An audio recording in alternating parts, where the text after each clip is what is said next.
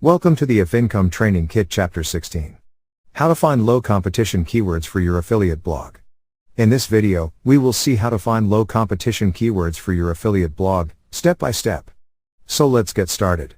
So we are on ubersuggest.com and here we searched for monocular telescope and below we get all the keyword ideas.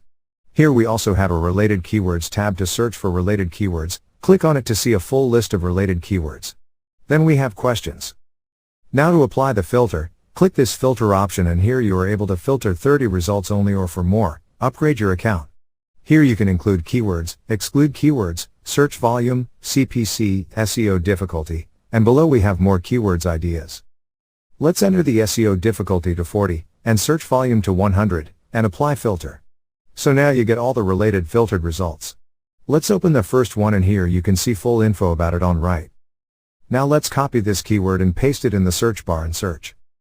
Here you can see that SEO difficulty is much less. These results are in questions, so now we will move to suggestions, and here are all the suggestions results.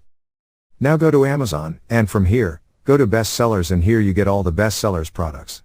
So let's open one from here, and copy the product's name and paste it on ubersuggest.com and search.